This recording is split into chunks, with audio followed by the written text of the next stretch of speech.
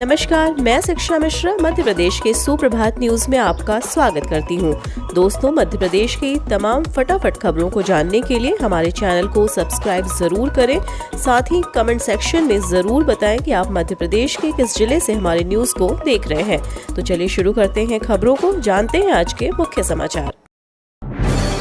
सुरक्षित मातृत्व के लिए सरकार चलाएगी जन जागरूकता अभियान, सार्थक नाम सुझाने वालों को मिलेगा इनाम। मध्य प्रदेश सरकार जल्द ही महिलाओं को सुरक्षित मातृत्व व नवजात शिशु की उचित देखभाल करने के लिए जन जागरूकता अभियान चलाएगी। गर्भावस्था के 9 महीने हर महिला के लिए खास होने के साथ ही चुनौतीपूर्ण भी होते हैं। गर्भावस्था के दौरान महिलाओं को सही देखभाल और सही खान पान की ज़रूरत होती है। वहीं बच्चे के जन्म के बाद नवजात शिशु की सही देखभाल करना भी ज़रूरी है ताकि उसे आने वाली गंभीर बीमारियों और कुपोषण से बचाया जा सके। मध्य प्रदेश पहुंची अग्निपथ के विरोध किया, ग्वालियर में छात्रों ने किया प्रदर्शन, हाईवे जाम। सेना में शुरू होने वाली अग्निपथ भर्ती के विरोध की आग ग्वालियर तक पहुंच गई है। केंद्र सरकार की इस योजना के तहत युवाओं को 4 साल के लिए सेना में भर्ती किया जाएगा। इसमें तय राशि मिलेगी, लेकिन सेवानिवृत्ति के बाद कोई अन्य स्वतंत्र नहीं मिलेगा। नरेंद्र मोदी सरकार की इस योजना के विरोध में ग्वालियर में सेना में भर्ती की तैयारी में जुटे सैकड़ों छात्र गुरुवार को अचानक सड़कों पर उतर आए। प्रदर्शनकारी छात्रों ने ग्वालियर इटावा हाईवे जाम कर दिया।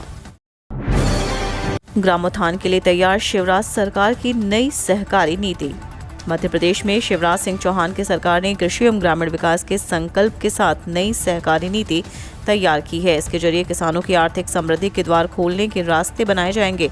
मकसद यही है कि सहकारिता के माध्यम से रोजगार का ऐसा मॉडल तैयार किया जाए जिसमें गांव के उत्पादों को बाजार मिल सके और अधिक से अधिक लोग इसमें सहभागी बन सकें। नई नीति का प्रारूप तैयार करते समय सरकार ने मध्य प्रदेश की कृषि व्यवस्था एवं ग्रामीण परिवहन के दुश्वारियों को ध्यान में रखा है। इसमें ग्रामीण परिवहन की व्यवस्था भी मजबूत करने का लक्ष्य रखा गया है। आरबीआई ने 1 साल बाद हटाए मास्टर कार्ड से प्रतिबंध, अब नए ग्राहकों को खुद से जोड़ पाएंगी कंपनी। भारतीय रिजर्व बैंक ने मास्टर कार्ड पर से सारे प्रतिबंध हटा चुकी है। केंद्रीय बैंक द्वारा यह कदम 1 साल बाद उठाया गया है। आरबीआई के इस फैसले के बाद अमेरिकी कंपनी अब नए ग्राहकों को अपने नेटवर्क के अंदर शामिल कर सकती है। पिछले साल अप्रैल 2021 में रिजर्व बैंक ने स्थानीय डेटा भंडारण के नियमों का पालन न करने पर मास्टर कार्ड पर प्रतिबंध लगा दिए थे। स्टेट ऑफ इंडिया दे रहा रोजगार, शुरू हो चुके आवेदन, जाने आयु और पात्रता। एसबीआई म्यूचुअल फंड ने भर्ती की नोटिफिकेशन जारी किए हैं। उप प्रबंधक के पद पर उम्मीदवारों की भर्ती होगी। आवेदन 13 जून से शुरू हो चुके हैं। नौकरी की तलाश कर रहे युवा इस मौके का फ़ायदा उठा सकते हैं। आवेदन करने के लिए उम्मीदवारों के पास एमबीए और ग्रेजुएट की डिग्री के साथ 8 से 10 साल का इंडस्ट्री अनुभव होना चाहिए। कुछ स्किल की जानकारी भी उम्मीदवारों के पास होनी चाहिए। उम्मीदवारों के पास इक्विटी और डेप्थ मार्केट का ज्ञान होना भी ज़रूरी हो। उम्मीदवारों के लिए अच्छी खबर, विभिन्न पदों पर आयोजित होगी भर्ती प्रक्रिया, जाने नए अपडेट।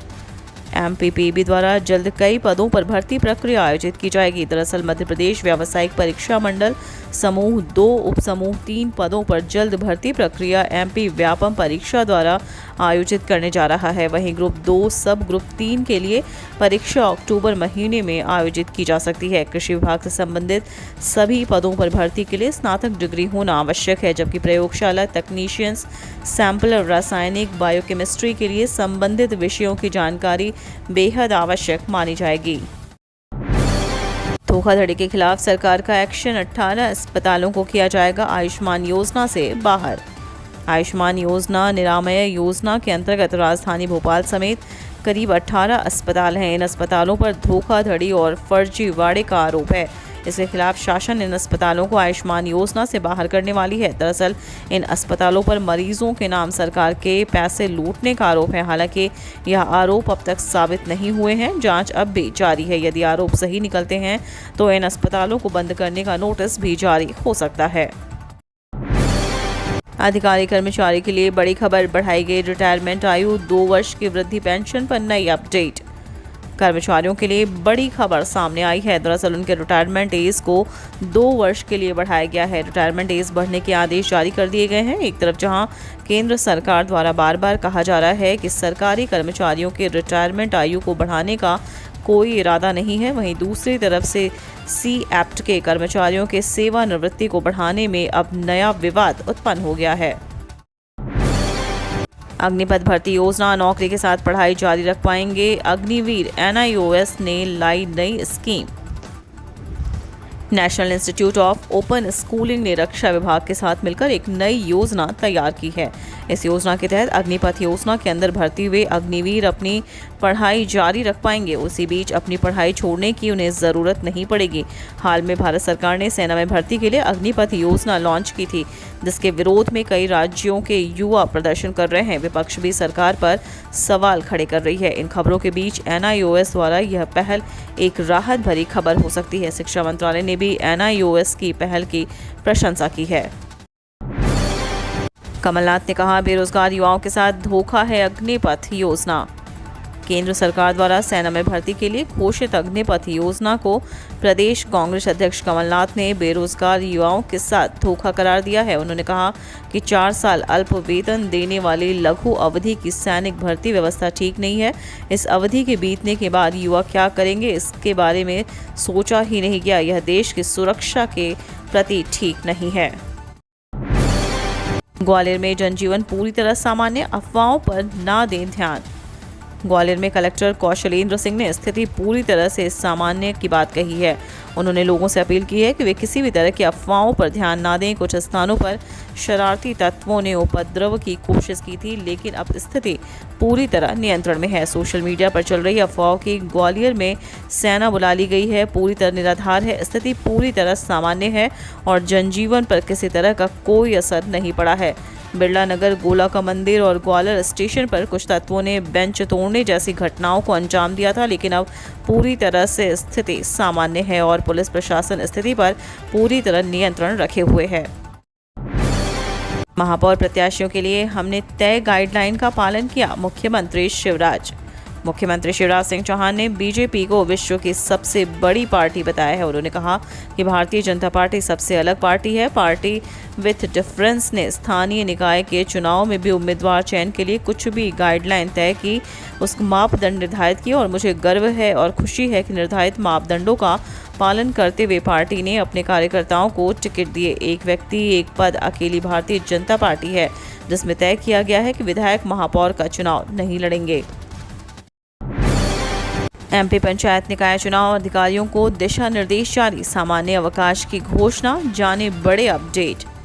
मध्य प्रदेश में पंचायतों और नगरीय निकाय चुनाव को लेकर बड़ी अपडेट है। दरअसल अब राज्य निर्वाचन आयोग द्वारा त्रिस्तरीय पंचायत और नगरीय निकाय चुनाव में मतदाता सूची की पहचान के लिए दस्तावेज की सूची जारी की गई है। इस मामले में सचिव राज्य निर्वाचन आयोग ने निर्देश अधिकारियों को दिए हैं। इसके अलावा कलेक्टर को पहचान स्थापित करने के लिए दस्तावेजों की सूची का विवरण भी उपलब्ध कराया गया है। साथ ही मतदान के लिए संबंधित क्षेत्र में अवकाश की घोषणा की गई है। दरअसल त्रिस्तरीय पंचायत चुनाव को देखते हुए मतदान दिवस यानी कि 25 जून, 1 जुलाई और 8 जुलाई को सामान्य अवकाश की घोषणा कर दी गई है।